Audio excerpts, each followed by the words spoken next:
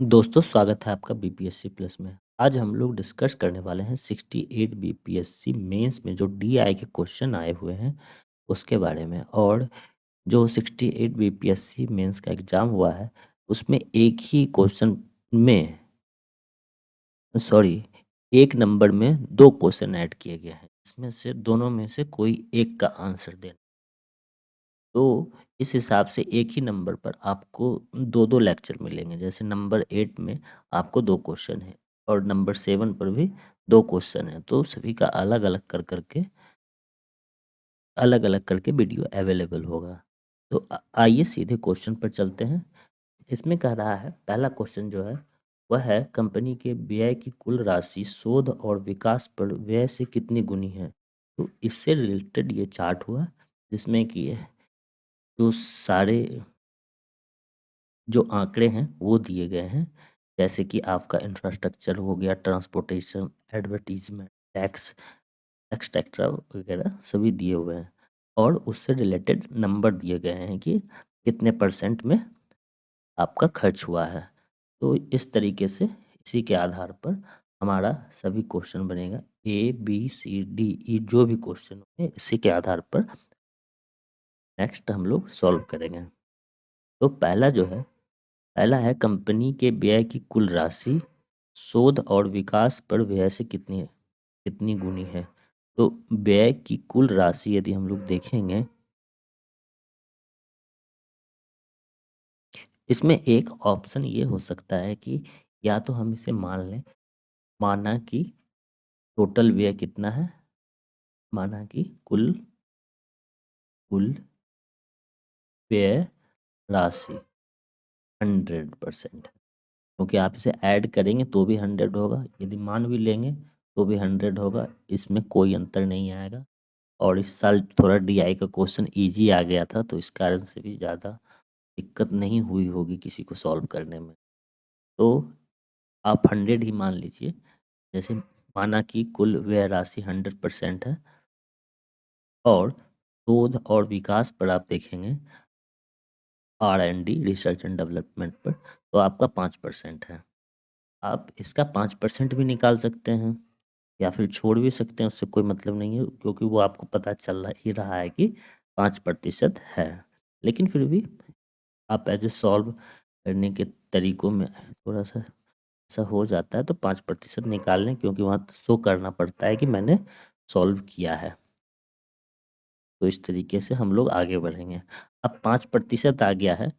अब ये कह रहा है कि जो टोटल जो कुल व्यय राशि है उसका कितना प्रतिशत है। तो टोटल व्यय जो है वो 100 है और हमारा जो सॉल्व करके आया है वो है 5%।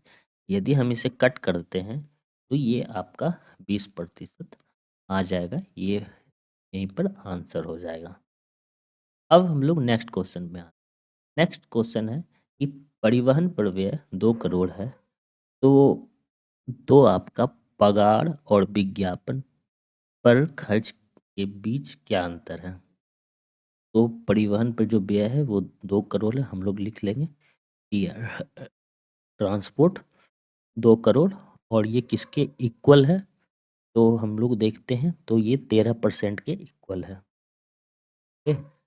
फिर फिर जो सैलरीज आता है तो सैलरी आपका पगार एस एल ये आपका 20% है। ठीक है, सैलरी 20% है। उसी तरीके से विज्ञापन एडवर्टीजमेंट जो है वो आपका 15% है।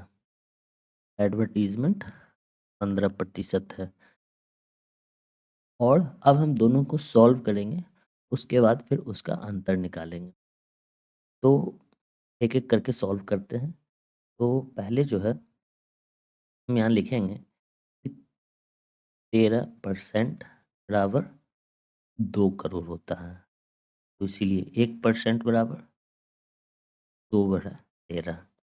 फिर उसी तरीके से 20% के बराबर 2/13 गुना 20। ये आपका 40/13। ये आपका जितना आएगा वो आपका सीधा सीधा करोड़ में आएगा। अब हम लोग नेक्स्ट क्वेश्चन देखते हैं। नेक्स्ट क्वेश्चन भी इसी तरीके से बनेगा। Sorry, next question and after. तो 1% इक्वल टू देखें तो कितना आ गया था, 2/13। ठीक, 2/13। और फिर हमें 15% की जानकारी चाहिए क्योंकि विज्ञापन पर 15% खर्च हो रहा है। तो 30/13 करोड़ ये खर्च हुआ। अब हमें पूछा जा रहा है कि दोनों का अंतर क्या होगा। तो हम लोग आपस में घटा देंगे, इसको अभी नहीं काटेंगे। अभी काटेंगे तो फिर जो कैलकुलेशन होगा वो थोड़ा कॉम्प्लिकेटेड हो जाएगा, और जब कॉम्प्लिकेटेड होगा तो उसमें फिर गलतियां होने की संभावनाएं ज़्यादा हो जाती है। तो इसके बाद काटेंगे। 13, यदि इसे सॉल्व करेंगे, सॉल्व करना कोई हार्ड नहीं है, सॉल्व कोई भी कर सकता है इस वाले सवाल में। तो ये आपका इतना आ जाएगा। फिर इससे हम लोग और थोड़ा काटेंगे तो ये आपका 0.7692 ये आ जाए। अब हम लोग आगे बढ़ते हैं, और ये आपका आंसर जो है ये करोड़ में आएगा। क्वेश्चन जो है वो दिया हुआ था सीआर में, तो आंसर भी सीआर में होगा। अब हम लोग सीधे आते हैं नेक्स्ट क्वेश्चन पर। नेक्स्ट क्वेश्चन में है कि करों एवं ऋण पर ब्याज के कुल खर्च और बुनियादी ढांचे एवं परिवहन के कुल खर्च का क्या अनुपात है। इसमें भी कोई ज़्यादा ये भी कॉम्प्लिकेटेड सवाल नहीं है, को भी बनाना बहुत ही आसान है। यदि इसमें देखें, ये वाले चार्ट में देखें तो कर एवं ऋण का जो ऑप्शन है, ये आपका ये आपका कर का ऑप्शन है, एवं ऋण पर ब्याज ये है। तो इसमें से हम लोग देखते हैं कि टैक्स का कौन सा कॉलम है।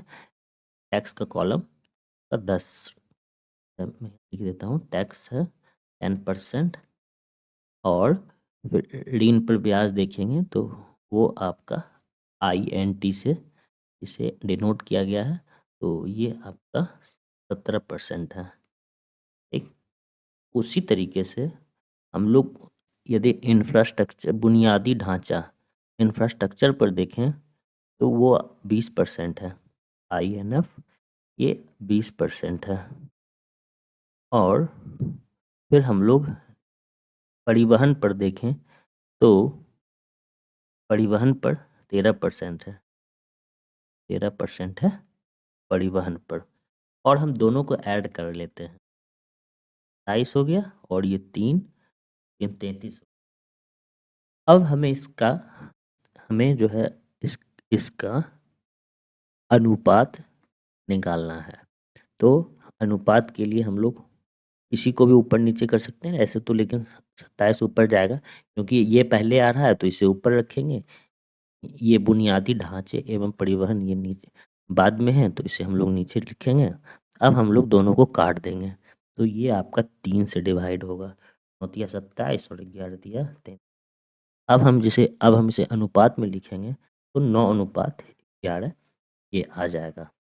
ये इसका आंसर हुआ। अब आगे नेक्स्ट क्वेश्चन में आते हैं। तो इसमें लिखा हुआ है कि ऋण पर ब्याज 2.60 करोड़ है। विज्ञापन कर और आपका पगार पर व्यय की कुल राशि का क्या होगा।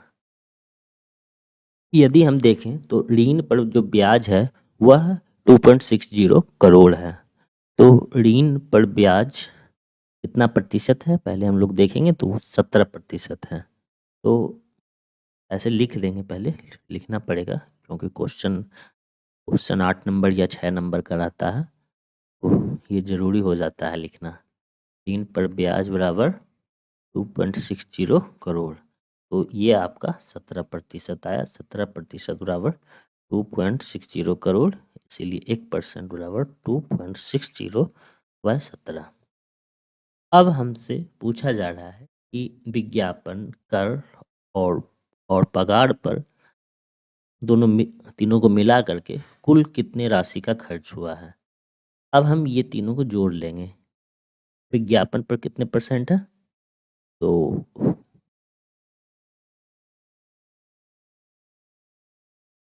विज्ञापन पर देखें तो विज्ञापन पर 15% है, टैक्स पर 10% है और सैलरी पर ये 20% है। यदि हम ये तीनों को जोड़ देंगे तो जोड़ने पर 45 आ जाता है और यहाँ पर 1% का वैल्यू दिया गया है, वो 2.60/17 है।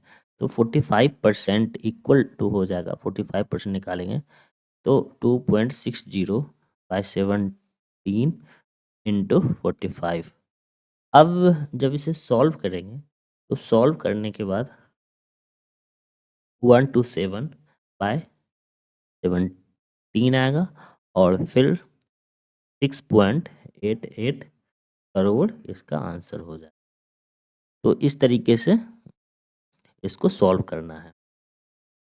अब आते हैं, अब ये नेक्स्ट क्वेश्चन है और आपका लास्ट क्वेश्चन भी है। तो इसमें ऋण पर ब्याज पर जो खर्च हुआ है उसके बारे में बताया जा रहा है और विज्ञापन के व्यय के बीच कितना अंतर है। तो ऋण पर ब्याज जो है, ऋण पर ब्याज ये आपका 70% है और विज्ञापन पर जो खर्च हुआ है वह 15% है और दोनों के बीच यदि अंतर देखें तो अंतर आपका 2% है। ये अंतर तक हो गया। अब ये पूछ रहा है विज्ञापन के व्यय का कितना गुना है। तो विज्ञापन के व्यय, अब जिसका अंतर निकालना होता है उसे हम लोग ऊपर लिखते हैं और विज्ञापन जिसका निकालना होता है उसे नीचे रखते हैं। तो ये इसका 2/15 गुना हो जाएगा इसका आंसर।